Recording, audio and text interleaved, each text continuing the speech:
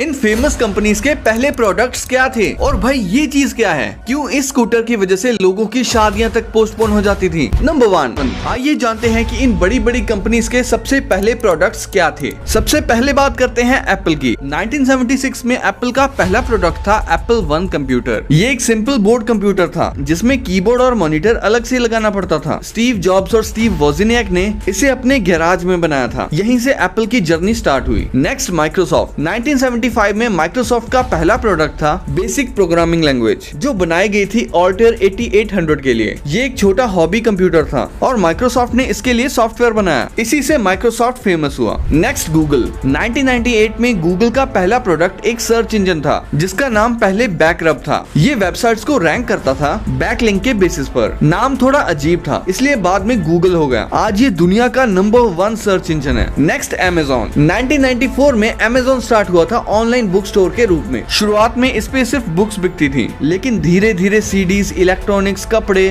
और आज ग्रोसरीज तक मिलती हैं। Next Nike. 1964 में नाइकी का पहला नाम था ब्लू रिबन स्पोर्ट्स। ये पहले जापानीज रनिंग शूज इंपोर्ट करके बेचते थे, फिर अपने खुद के रनिंग शूज बनाए। इसी से नाइकी स्पोर्ट्स वर्ल्ड में फेमस हुआ। और नाइकी का पहला शू था 1972 में वेफर रेसिंग फ्लैट, जिसे मून शू भी कहते थे। इसी से नाइकी स्पोर्ट्स वर्ल्ड में फेमस हुआ। Next Adidas. 1920s में एडिडास का पहला प्रोडक्ट था स्पाइक्ड रनिंग शूज। ये शूज एथलीट्स को बेटर ग्रिप और स्पीड देते थे और इसी वजह से एडिडास जल्दी पॉपुलर हो गया। Next Pepsi. 1893 में पेप्सी का पहला प्रोडक्ट था ब्रैड्स ड्रिंक, जो डाइजेशन के लिए एक रिफ्रेशिंग कोला ड्रिंक थी। लोगों को इसका टेस्ट पसंद आया और 1898 में इसका नाम बदलकर पेप्सी कोला रखा गया। पेप्सी शब्द इंडाइजेशन डाइस पेप्सिया से लिया गया था। Next Coca Cola. 1886 में कोका कोला पहले एक टॉनिक ड्रिंक थी जो सर दर्द की दवाई के रूप में यूज होती थी। लोग इसे मेडिसिन समझकर पीते थे और आज ये दुनिया की सबसे पॉपुलर कोल्ड ड्रिंक है। Next Toyota. 1930s में टोयोटा ने शुरुआत की थी ऑटोमेटिक लूम्स बनाकर, जो कपड़े बुनने की मशीन्स थी। बाद में इन्होंने कार इंडस्ट्री में कदम रखा और आज टोयोटा दुनिया की बड़ी कार कंपनीज में से एक है। Next HP। 1938 में HP का पहला प्रोडक्ट था ऑडियो ऑसिलेटर, एक मशीन जो साउंड और फ्रीक्वेंसी टेस्ट करने के लिए होती थी। वॉल्ट डिज्नी ने इसे अपनी मूवी फैंटेसिया के म्यूजिक इफेक्ट्स के लिए यूज किया था। नेक्स्ट सोनी। 1946 में सोनी का पहला प्रोडक्ट था राइस कुकर, जो मार्केट में ज्यादा सक्सेसफुल नहीं हो पाया, लेकिन जल्दी ही उन्होंने टेप रिकॉर्डर बनाया जो हिट हो गया। इसी के बाद सोनी ने इलेक्ट्रॉनिक्स वर्ल्ड में अपना नाम बनाया। Next Samsung. 1938 में सैमसंग की शुरुआत एक ट्रेडिंग कंपनी के रूप में हुई थी जो कोरिया में नूडल्स और ड्राई फिश बेचती थी। बाद में ये टेक्सटाइल, इंश्योरेंस और इलेक्ट्रॉनिक्स तक पहुंचे और आज Samsung world's leading tech brand है। Next Nokia. 1865 में नोकिया की शुरुआत फिनलैंड में एक पेपर मिल कंपनी के रूप में हुई थी। बाद में उन्होंने रबर प्रोडक्ट्स, केबल्स और फाइनली टेलीकम्युनिकेशन डिवाइसेस बनाए। 1990 से लेकर 2000s में उन्होंने मोबाइल फोन इंडस्ट्री में राज किया। नंबर 2, दुनिया के 3 ऐसे इजी वर्ल्ड रिकॉर्ड्स जो आप भी तोड़ के फेमस हो सकते हो। सबसे पहले सबसे लंबा हैंडशेक। भाई ये रिकॉर्ड अब इंडिया के नाम है। ए श्री दर्शनी और ए पद्मावती ने तमिलनाडु के करूर में 72 घंटे 4 मिनट तक नॉन स्टॉप हैंडशेक करके रिकॉर्ड तोड़ दिया और ये feet Asia book of records ने 2021 में रिकॉर्ड किया था।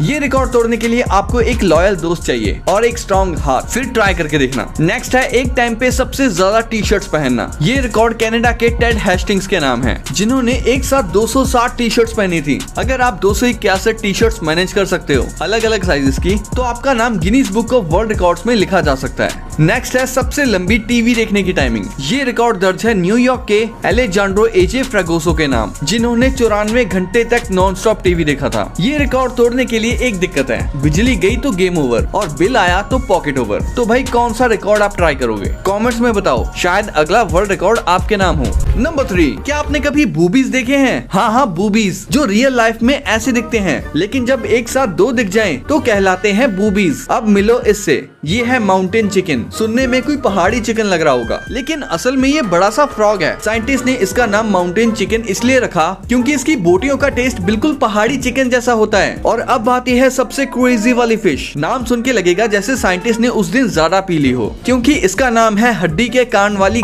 मछली, इंग्लिश में बोनी एयर्ड एस फिश। मतलब सीरियसली ऐसा नाम कौन रखता है यार। नंबर 4, आखिर एक उतरी हुई ट्रेन को वापस ट्रैक पे कैसे चढ़ाते हैं? और ये लोग चलती ट्रेन के आगे लोहे के ब्लॉक क्यों लगा रहे हैं? सबसे पहले एक बात क्लियर कर दूं कि ट्रेन को जानबूझकर डीरेल करना एक क्रिमिनल एक्ट है। ऐसा कोई रेलवे स्टाफ भी नॉर्मली नहीं करता। डीरेलमेंट मोस्टली एक्सीडेंट से होता है, लेकिन अगर ट्रेन एक्सीडेंटली ट्रैक से उतर जाए तो रेलवे के पास एक री रेलिंग डिवाइस होता है। ये छोटा सा टूल ट्रैक पे लगाया जाता है और फिर उसकी मदद से इंजन या बोगी को धीरे धीरे वापस ट्रैक पे चढ़ा देते हैं। Simple but smart technique. अब बात करते हैं इन लोहे के ब्लॉक्स की। तो ये एक्चुअली रेलवे स्किड्स होते हैं। इन्हें इमरजेंसी में ट्रैक पे लगाया जाता है ताकि ट्रेन को फोर्सफुली रोका जा सके या फिर वो अपने आप मूव ना करें। मतलब एक तरह का मैकेनिकल इमरजेंसी स्टॉपर। नंबर 5, इस गाड़ी को बेचकर मारुति 50,000 करोड़ से भी ज्यादा कमा चुकी है। मैं बात कर रहा हूँ मारुति ओमनी की, जो पहली बार 1984 में लॉन्च हुई थी। उस टाइम पे इसे मारुति वैन कहा जाता था और ये मारुति 800 के 800 सीसी इंजन पर बेस्ड थी। फिर 1988 में इसका नाम बदलकर ओमनी रखा गया। मतलब ऐसी गाड़ी जो हर काम कर सकती है। और भाई ये नाम बिल्कुल सही भी था। लोगों ने इसे फैमिली ट्रैवलर, स्कूल वैन और यहाँ तक कि एम्बुलेंस तक बना दिया।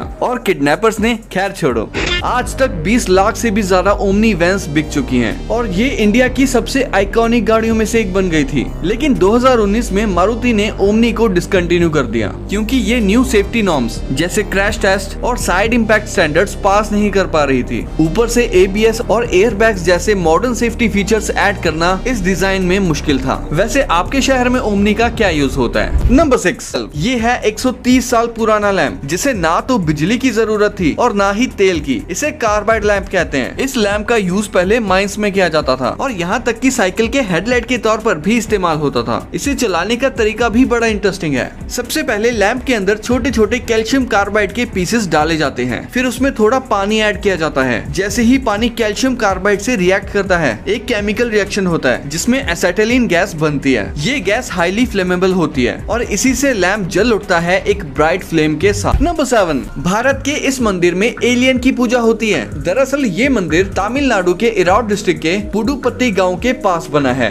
जहां एक एलियन की मूर्ति स्थापित की गई है। ये इंडिया का पहला एलियन टेम्पल माना जाता है। दरअसल तमिलनाडु के एक व्यक्ति राजा, जिनका असली नाम शमनुगम है, उन्होंने इस टेम्पल को जमीन के करीब 11 फीट नीचे बनाया है। मीडिया रिपोर्ट्स के हिसाब से उनका कहना है कि उन्हें एलियंस ने सपने में दर्शन दिए थे और उसके बाद ही उन्हें ये टेम्पल बनाने का विचार आया। उनका मानना है कि फ्यूचर में एलियंस एकमात्र ऐसे देवता होंगे जो दुनिया को बड़ी आफत और डिजास्टर से बचा सकते हैं। नंबर 8, इस वीडियो को देखकर लगता है कि दुनिया में वियर्ड लोगों की कमी नहीं है। ये जो चीज है असल में ये एक मिरर है, लेकिन नॉर्मल ग्लास का मिरर बिल्कुल नहीं। ये है पॉम पॉम मिरर, जिसे डैनियल रोजिन ने डिजाइन किया था। इस मिरर के फ्रंट में कोई ग्लास नहीं है, बल्कि 928 सिंथेटिक फर के पॉम पॉम्स लगे हुए हैं और इनके पीछे लगी 464 मोटर्स फर को मूव करती हैं, ब्लैक और व्हाइट फर के पैटर्न को कंट्रोल करते हुए। और जब कोई इस मिरर के सामने खड़ा होता है तो मिरर में लगे कैमरा से उसकी वीडियो कैप्चर होती है। फिर सिस्टम इन मोटर्स को कंट्रोल करके फर पॉम पॉम्स को मूव करता है और फिर आपकी शैडो या इमेज मिरर पे रिक्रिएट हो जाती है। नंबर 9, नासा ने एक ऐसा इंडिस्ट्रक्टिबल टायर बनाया है जो ना कभी पंचर होता है ना ही ब्लास्ट, और सबसे बड़ी बात, इसे मेंटेनेंस की भी जरूरत नहीं। एक्चुअली ये टायर बना है निटिनॉल से, जो एक शेप मेमोरी अलॉय होता है। मतलब इस मटेरियल को चाहे जितना भी मोड़ दो, बस थोड़ी सी हीट या स्ट्रेस रिलीफ मिलते ही ये अपने आप ओरिजिनल शेप में वापस आ जाता है। पहले नासा अपने रोवर्स में एल्यूमिनियम व्हील्स का यूज करता था, लेकिन प्रॉब्लम ये थी कि वो रफ सरफेस पे जल्दी डैमेज हो जाते थे और ज्यादा लोड भी हैंडल नहीं कर पाते थे। इसीलिए इंजीनियर्स ने डेवलप किया ये सुपर इलास्टिक निटिनॉल टायर, जो हर सरफेस के हिसाब से बेंड हो जाता है और फिर अपनी ओरिजिनल शेप वापस ले लेता है, और वो भी बिना पंक्चर या मेंटेनेंस के। नंबर 10, 1980s में बजाज की इस स्कूटर की वजह से लोगों की शादियां तक पोस्टपोन हो जाती थी। लेकिन फिर ऐसा क्या हुआ कि बजाज को ये स्कूटर बंद करनी पड़ी। 1972 में बजाज ने अपनी पहली स्कूटर चेतक लॉन्च की थी।